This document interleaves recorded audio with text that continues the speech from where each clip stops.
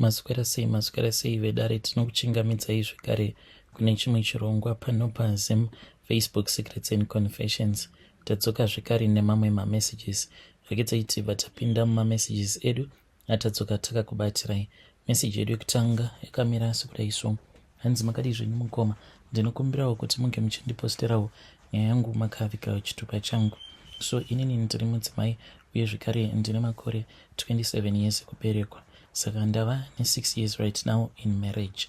Nemurume wangu, we both met in church, we grew up in the same church, but nyaya iripo ndeyekuti me and my husband, we have been trying for all of these years that we have been married to each other to have a baby, but zviri kuramba. Saka pose apa tainge tigere zvedu kuZim ndokubva tazouya kuno kuSouth Africa.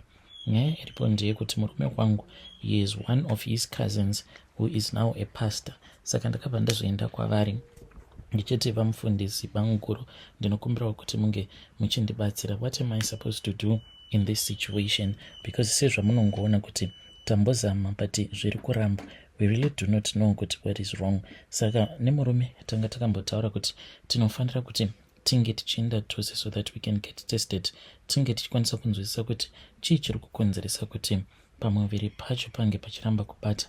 But iye murume, he is unwilling to do that, and iye akanditi akambokuvara paainge achiri kuchikoro because aitamba bhora. Saka anongoti maybe that is the reason. Apart from that, everything is okay. Sikarudzi yake inotoshanda zvakanaka, uye zvekare kunyange urume hwake anotita urume hwakatokora.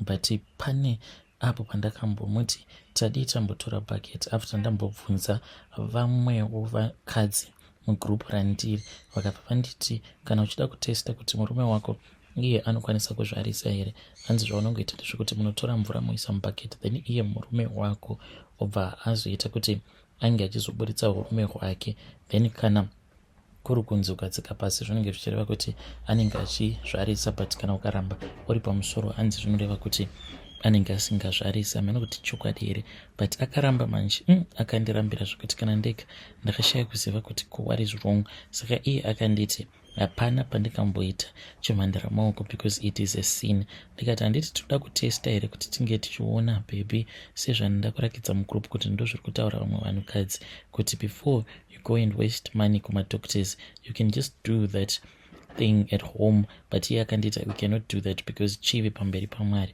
So this is where we are right now. Saka ndakabva ndazoenda kune cousin brother yake, and when I went there ndichiti ndikuendawo kuna vamufundisi. So then we spoke. So he then invited me to his office. This was last week. Ndakabva ndazoenda kuoffice kwavo. Murume ndakatongomunyepera because I did not know what he wanted to tell me. Ndakati ndasvika kuya then vakabva vanditi asi mainini zvimwe zvinhu zvoda kuti munge muchingofunga.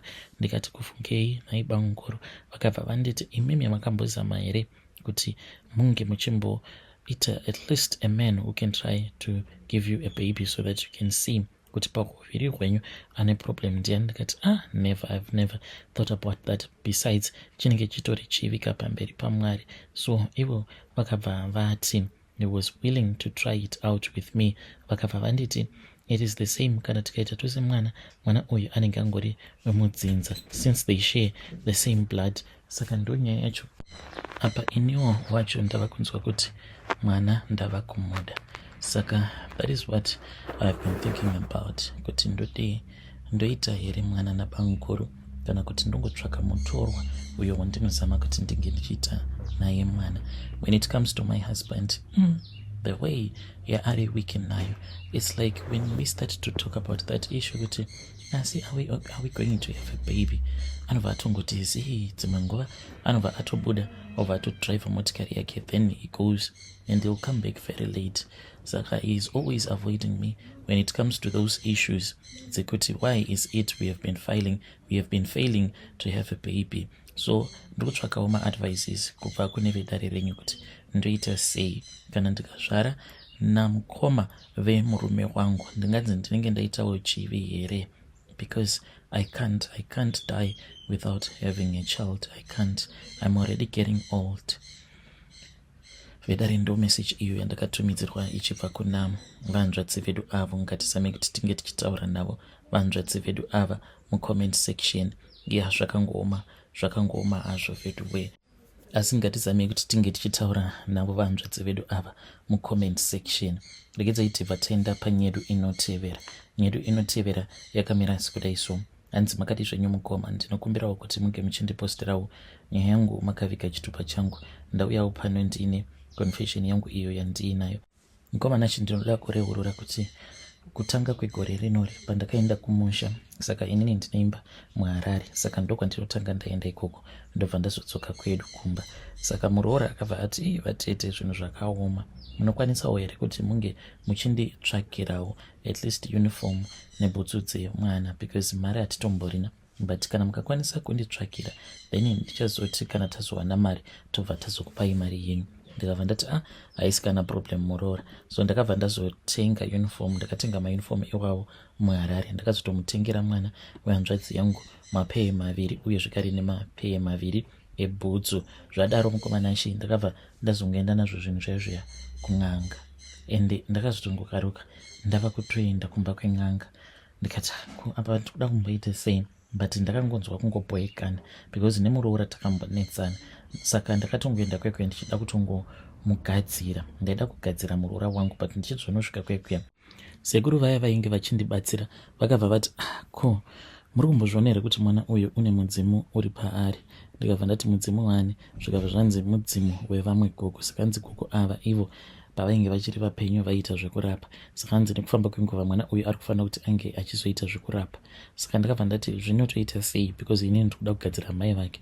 Zvikabva zvanzi kana tikangogadzira mai vacho then zvinobva zvazofumuka because mudzimu wacho une simba. Saka sekuru vaivaya vakabva vati hamudi here kuti munge muchinditengesera mudzimu uyu. Ndikabva ndati ndinogokutengeserai sei mudzimu? Mweya unotengeswa here? Vakabva vati unokwanisa kunditengesera mweya uyu then ndobva ndakupai mari. Saka N'anga iyi iyo yakanditi inokwanisa kundipa mari inokwana iyo kuita $5,000, but hanzi kuti ndinge ndichiutengesa ndiri ndega hazviiti, zvinenge zvichida pane umwe munhu weukama. Saka so far I have been thinking about munin'ina wangu uyo ariko kuSouth Africa, but ndikushaya manje kuti ndomuudza sei kuti ndo nyaya iripo, nekuti kana kuri kunzi tikakwanisa kuutengesa mudzimu uyu wagogo then tobva tatoita half 2.5 kamari kekutoti unokwanisa kutotanga kabusiness kako ukatoita po. Hanzi there is an as to why tinofanira kuti tinge tichizviita zvinhu izvi tiri vaviri vana vemudzinza.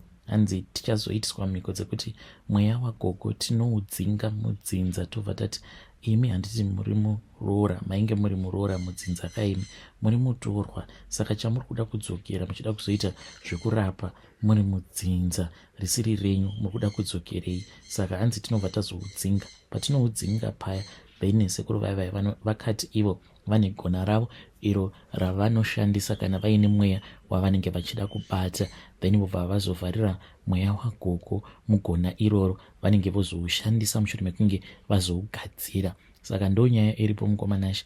Handizivi kuti zvinhu izvi zvandiri kuda kuita hazvizondikanganisiri here chiraramo changu mune ramangwana, because so far zvangu ndiri munhu wekuti ndinodhila ndinoitawo zveurana, uye zvekare ndine chishopu changu chinoitawo zvekutengesa mapatsi emotikari mutauni umu, uye zvekare ndinemba muHarare. Saka so far hangu ndisingabati mishonga ndisingaite sei ndanga ndiri kutoraramawo kalife karipo, but iyi manje yandava kuudzwa iyi yekuti ndinokwanisa kutengesa mudzimu zvinoita here? Kune vakambozviita here? Ende kana variko vakambozviita, please ndiudzeiwo kuti maafter effects azvo ndei. Vedare ndo message iyo yandakatumidzirwa ichibva kuna vatete avo. Ngatizame kuti tinge tichitaura navo vatete ava mucomment section.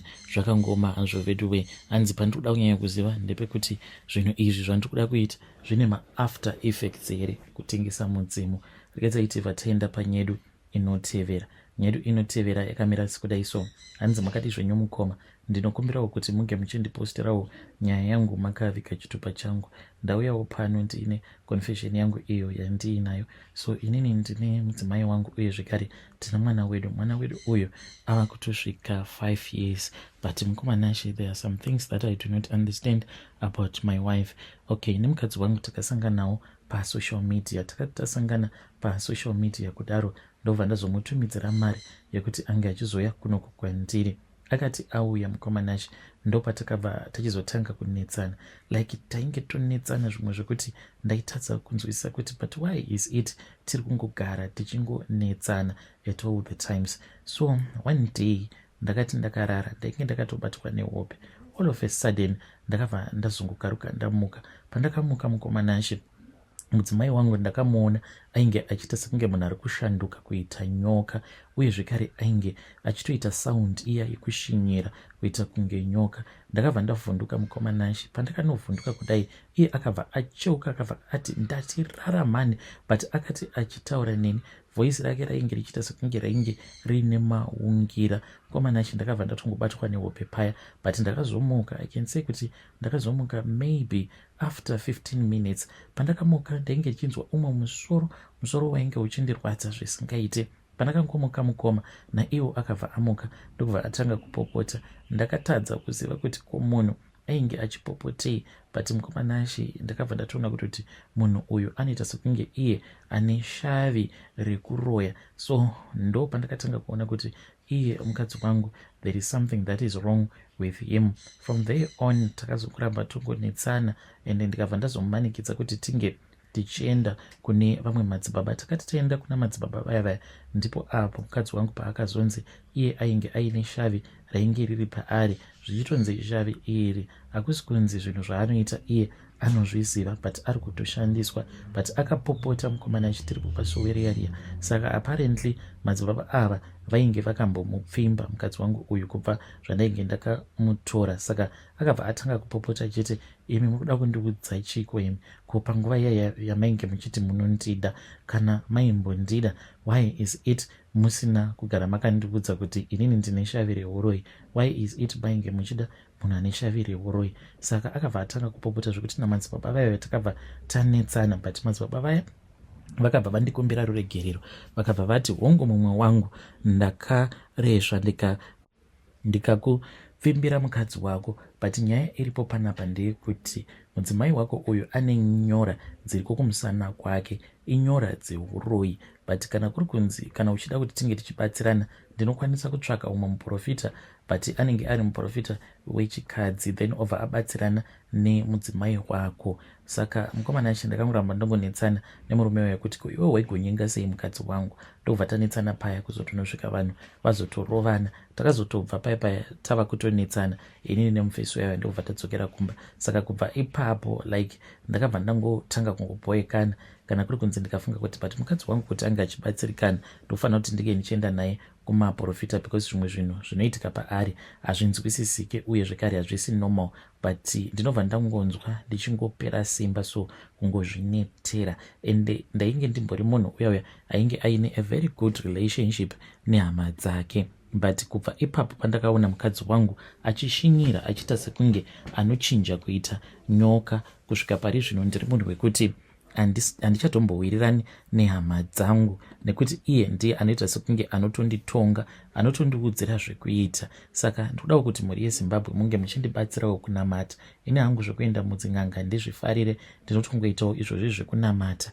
But mukomanashi dzimwe nguva ndinonzwa mukadzi wangu ndichimutya, because iye sometimes ukamunzwa achitaura anenge achitotaura achitokurudzira vanhu vanoroya, like tiri vanhu vanongogara vachitaura nyaya dzakasiyana siyana nekuverengawo mafacebook. Saka iye kana akaverenga nyaya yekuti panenge pachinzi ndiri kuroyiwa nanhenge wangu, unotonzwa ava kutosapota muroyi wacho achitoti hakuna chinhu chakanaka seuroyi, because kana uine uroyi zveshuwa hakuna kana munhu anombokujairira. Ndakatombomupa example yekuti but kana uchiti zvinhu zvakanaka, do you remember ndichikuudza kuti kumusha kwedu kunotoita sekunge kuheroes eka, because kune makuva akawanda, makuva andosvika kuma20. And ivo gogo nyakubereka vana baba vedu vakatotaura vakati, inini nditori huku yafunga kudya mazai ayo.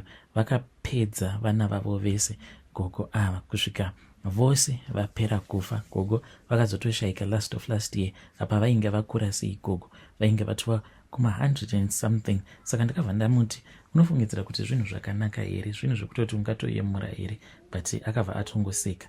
And dzimwe nguva anokwanisa kungoseka zvimwe zvekuti zvinotyisa. Anokwanisa kuti kana akaona mavideos aya evanhu vanenge vachikuvara, iye andotanga kutoseka munhu iye anenge akuvara, zviro zvekuti zvinenge zviine kautsinye-tsinye mukati. So mukomana achi ndikudawo kuti mhuri yeZimbabwe inge ichindibatsirawo kunamata angu ndinonamata, but lately I have realized kuti ndinoti kana ndikabata bhaibheri so ndichida kunamata, then ndinobva ndatotanga kutotsumwaira ndichitobatwa nehope.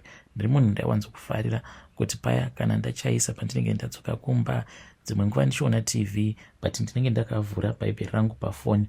But kubva zvandakatanga kugara nemudzimai wangu, ndakabva ndatongotanga kungonzwa nungo, ndokozvinzwira nungo. But for the past few weeks I have been trying to read the Bible, but ndinotonzwa ndichitoboekana, kutonzwa ndichitoti zvinyaya izvi zvemubhaibheri zvinobohwa. Saka whenever I think about that ndinobva ndati but what is happening to me, zvokuti ndikasvika pakuti nyaya dzemubhaibheri dzinobohwa.